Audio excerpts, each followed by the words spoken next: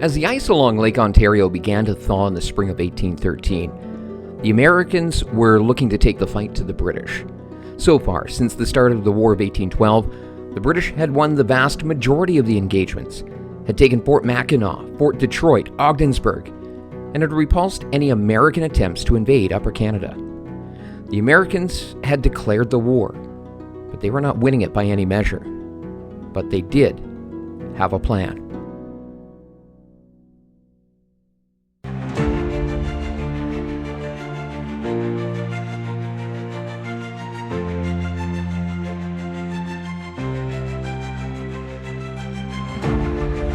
From the icy plains where indigenous nations thrived long before the settlers arrived to the battle smoke of the War of 1812, Canada's stories echo through time.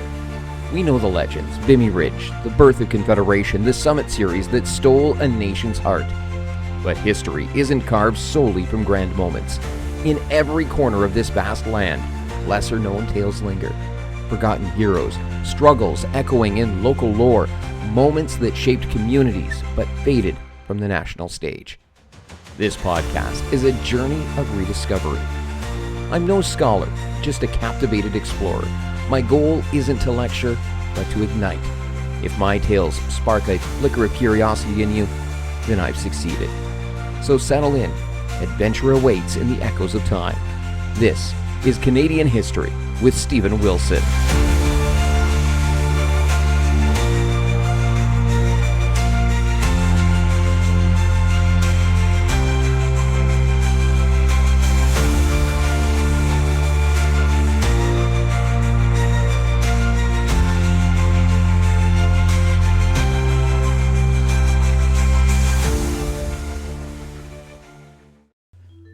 In the United States, there was a new man in charge of the military operations. John Armstrong Jr. was the newly appointed Secretary of War. A former soldier, he knew how important a successful offensive would be to change the American fortunes, and knew it had to be done in an effective manner. Just trying to cross into Canada and holding a piece of land wasn't working. He also knew the geography of the region was important, particularly the waterways. The British currently controlled much of the St. Lawrence and half of Lake Ontario. In order to help stem the flow of British reinforcements from Lower Canada, and from Britain if they would ever arrive, they would need control of the major points on the other side of the lake. To take Lake Ontario, naval and land power would be needed. Sure, on the oceans, the British had the world's most powerful navy, but this was a lake. The Americans stood a chance. The key point to capture would be Kingston, located near the mouth of the St. Lawrence River on Lake Ontario. It was the base of power for the British on the lake. Having control of Kingston would limit the ability for British troops to arrive by boat. It would also give the Americans control of the water itself, making it easier for ventures such as capturing Fort George at the mouth of the Niagara River, or capturing the capital of Upper Canada, York. Armstrong devised a plan that would see 7,000 men assemble at Sackett's Harbor in upstate New York, across the lake from Kingston. The attack would take place before the St. Lawrence thawed for the spring, using the ice itself to cross. The plan was to launch the attack by April 1st. A meeting with the commander of the Army, Major General Henry Dearborn, and the commander of the Navy, Commodore Isaac Chauncey, in February of 1813, had the two men agree initially to the plan. However, they started to have some doubts once new intelligence arrived in the fallout from the Battle of Ogdensburg. The British attack on Ogdensburg was a spur-of-the-moment venture, inspired by a personal vendetta between officers on each side. What made the attack possible was a number of regiments who were accompanying Sir George Prevost, the Governor-General of Canada, as he was heading from Montreal to York. The men stayed at Prescott, where the attack was launched from, long enough to participate, before going back along the route down to York accompanying Prevost. The intelligence, though, had indicated the men stayed at Kingston, not going on to York, and were getting ready to launch a spring attack themselves on Sackett's Harbor. It was believed the British had amassed 6,000 troops at Kingston to prepare for the offensive. Then Prevost returned to Montreal, taking the men with him. As well, intelligence managed to confirm the number of soldiers in Kingston to be closer to 2,000. With 600 regulars and around 1,400 militia. The call went out for the 7,000 men to come to Sackett's Harbor to prepare for the invasion of Kingston. However, the men didn't arrive in the numbers that Armstrong was hoping for, and this was a concern for Dearborn and Chauncey. The two men went back to Armstrong and shared their concerns in early March. They suggested a different target for an attack, one that was less protected. Instead of cutting off an arm, they suggested going right for the heart. They proposed attacking York directly. Armstrong agreed with those plans. After all, he was in Washington, well away from the front lines, and the two officers were on the ground and had quicker access to the intelligence. They would know if it was strategically best. Armstrong also agreed with the plans for political reasons. Capturing the capital of Upper Canada would boost support for the war, something that was sorely needed after a string of defeats since the conflict started 8 months earlier. A looming election was also considered.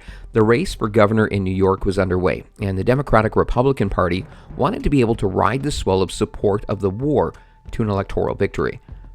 Ultimately, this was the plan that was chosen by Armstrong, the exact opposite of what he originally wanted.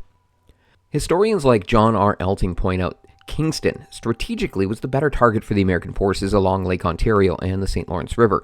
By committing the troops now to the western end of Lake Ontario, 258 kilometers away, it left Sackett's Harbor vulnerable to attack if the British brought reinforcements to the region from Lower Canada.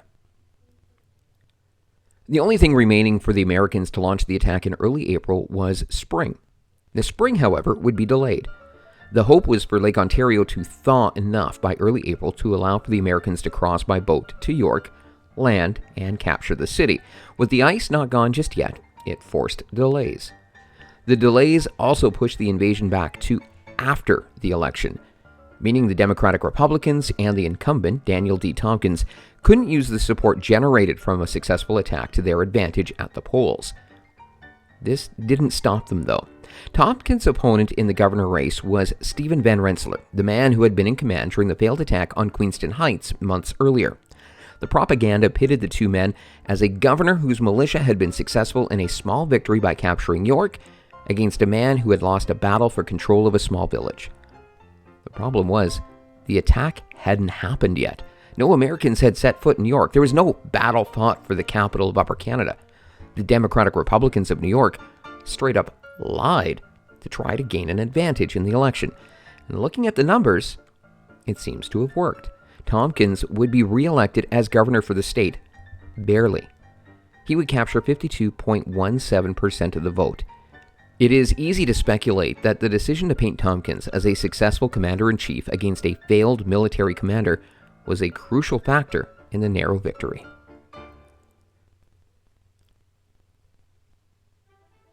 York, which is where modern-day Toronto is, sat on the western shores of Lake Ontario. At the outset of the war, it was known it was in a vulnerable situation, but the defenses didn't match. It wasn't heavily fortified. There were some blockhouses in the area, including some at Fort York itself, as well as one on the Don River.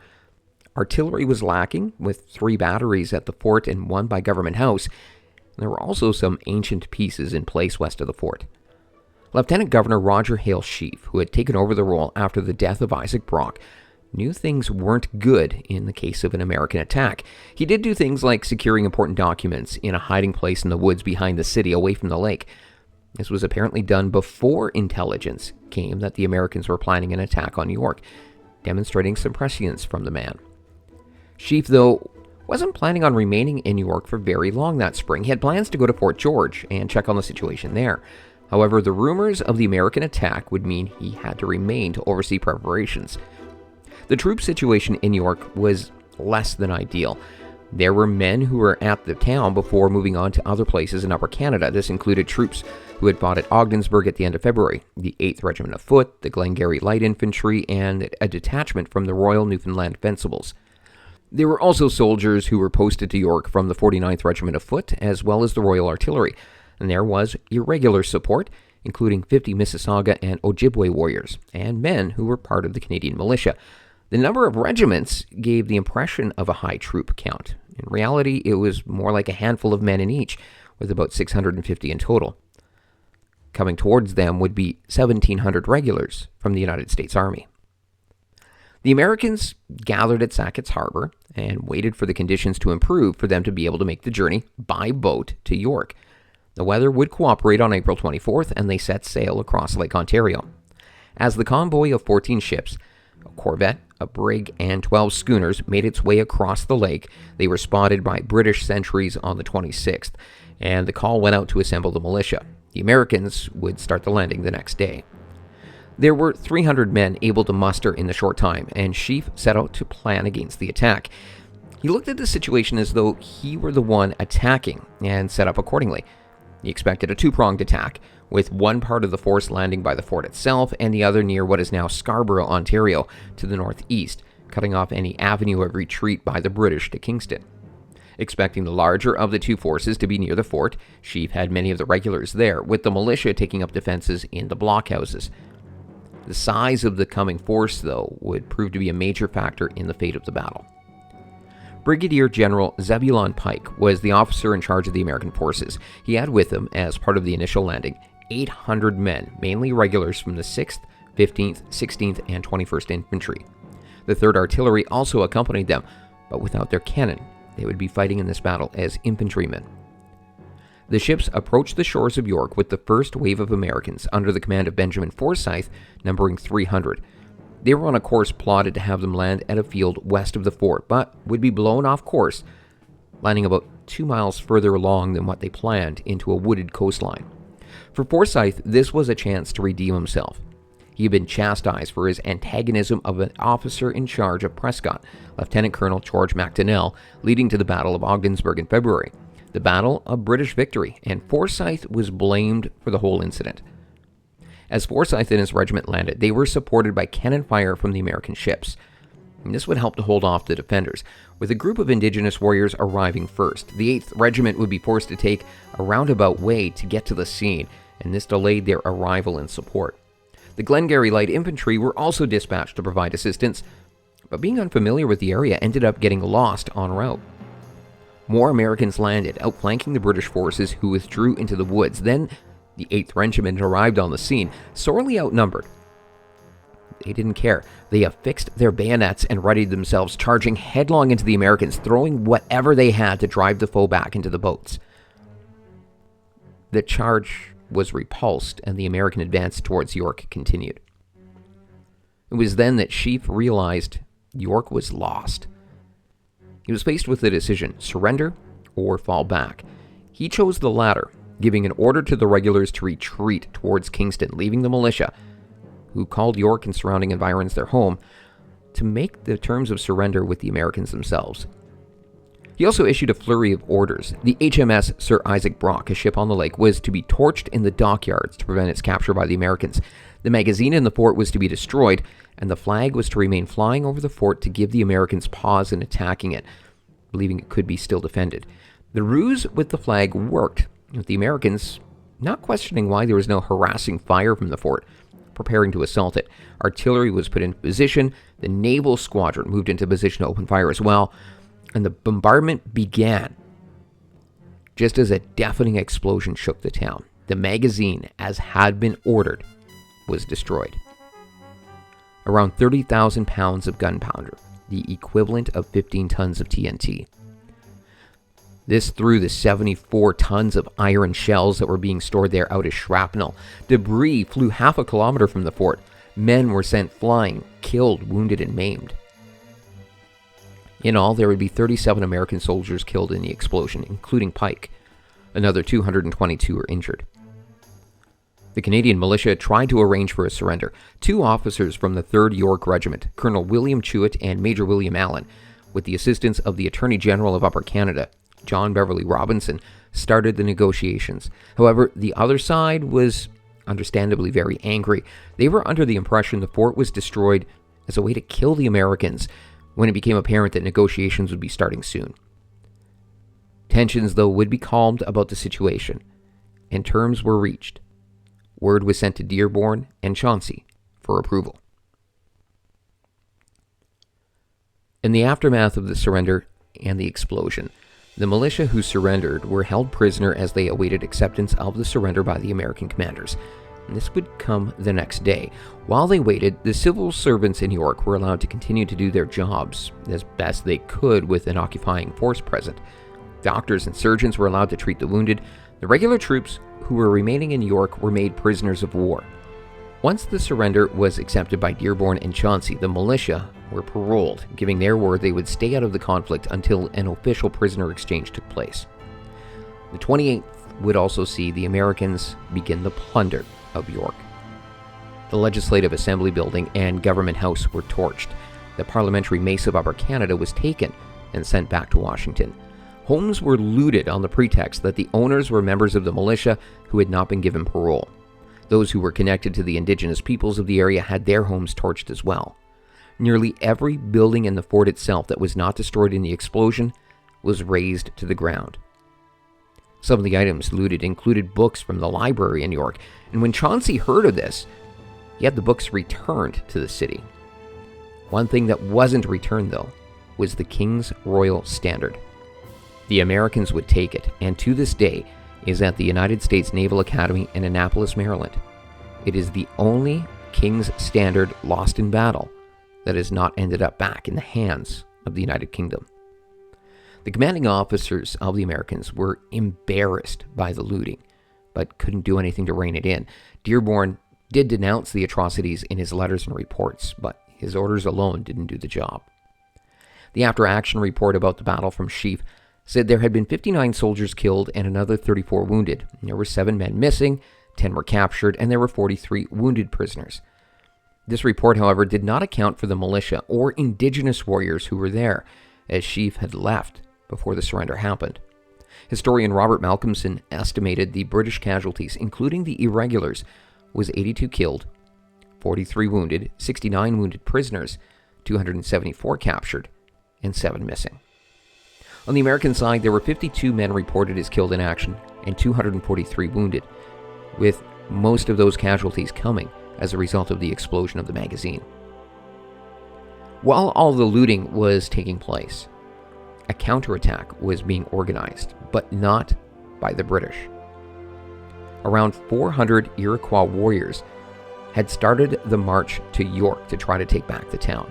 They would set out, but would call off the attack about 50 kilometers away when word came to them that the Americans had left York on May 8th.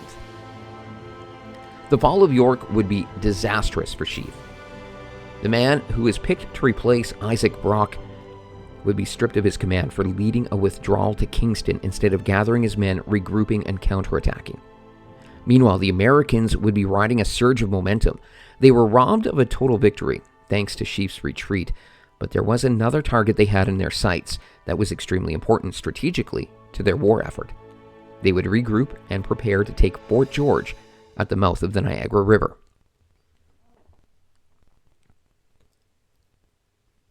The American withdrawal after the sack of York was to Fort Niagara on the American side of the river, a mere kilometer away from Fort George on the Canadian side.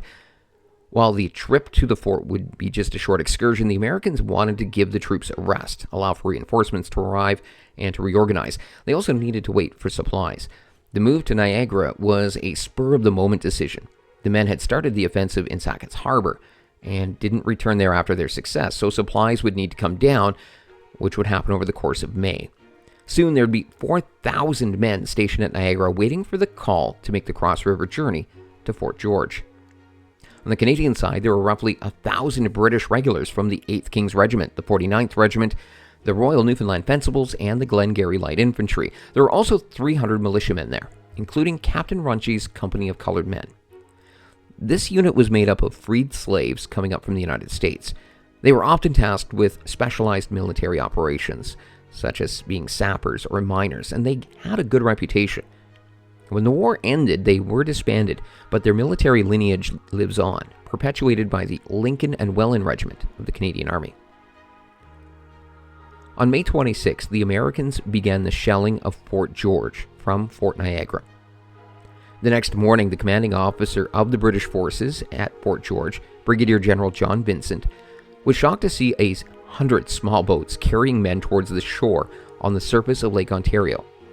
He had been anticipating an American attack across the river itself and deployed his men accordingly. The Americans went around onto the lake to approach from the west. The Americans had 4 planned waves of landings. The first would be under Colonel Winfield Scott. After the landing area was secured, he'd be followed by Brigadier General John Parker, then Brigadier General William Winder.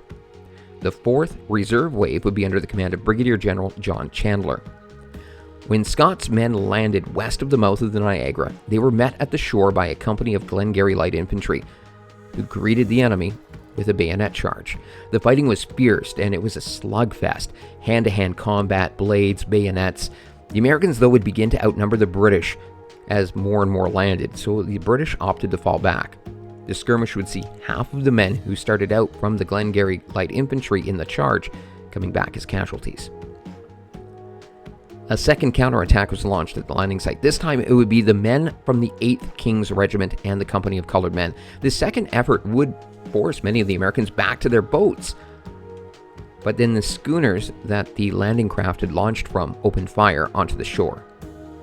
The naval force was under the command of Oliver Hazard Perry, and this would force the British back, allowing the first wave to completely disembark and for the second wave to start their landing.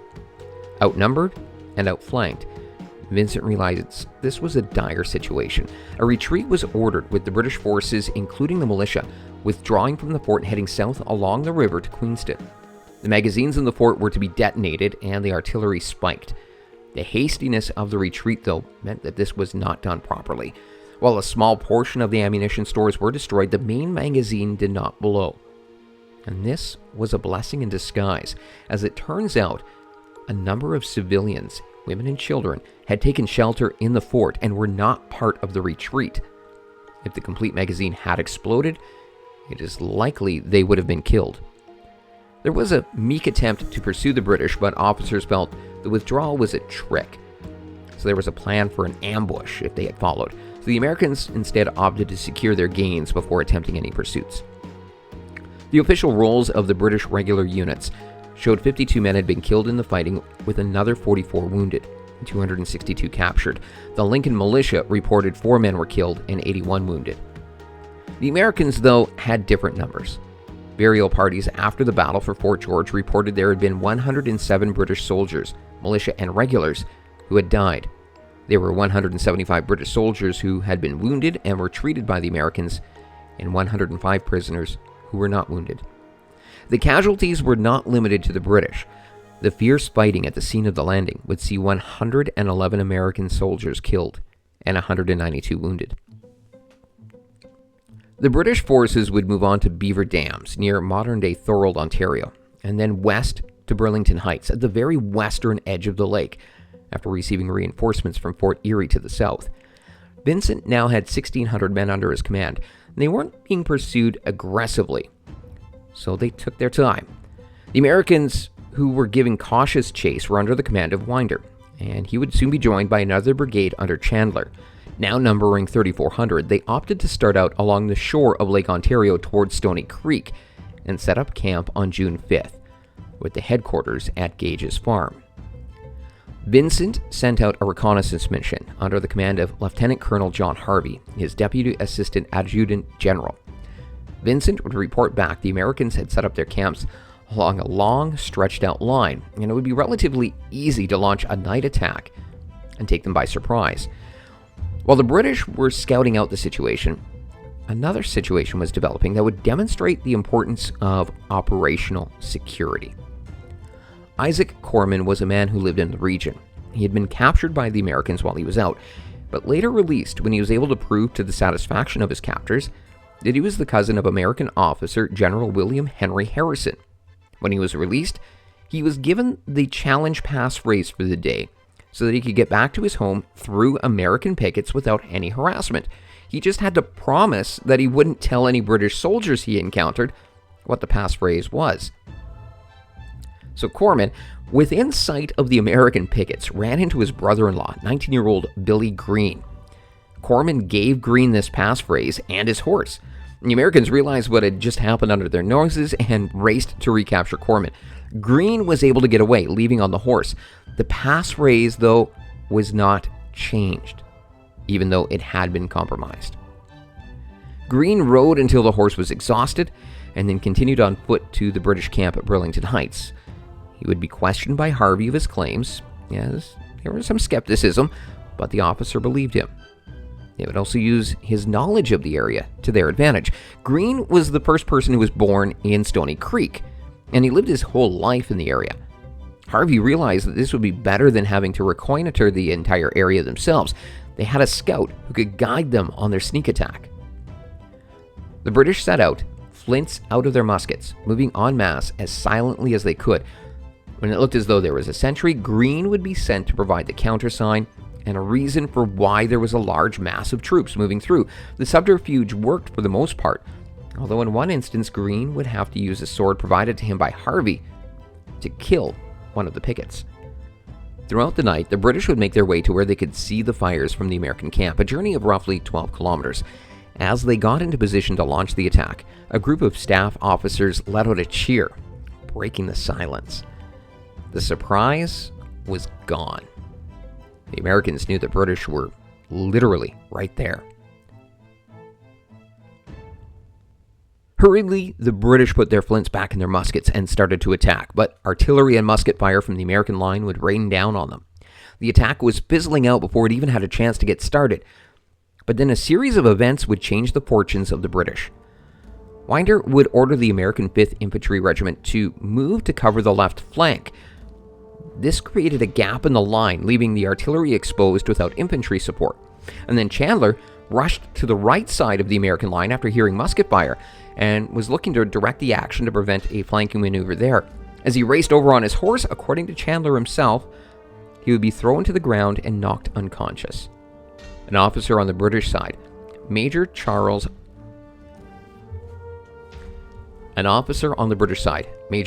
Plenderleith, realized the gap was there and that 2 field guns were exposed. He gathered up around 30 men, had them fix bayonets, and while the Americans were reloading the cannon, charged up Gage's Lane to the position. It was a risky endeavor. If the cannon was able to be reloaded and brought to bear, the British would be mowed down. For some reason, though, the Americans were ordered to cease fire. Who issued the order isn't known, but the men manning the field guns didn't care. They had an order, and they didn't have any arms of their own aside from the cannon, as they were left to the mercy of the charging British.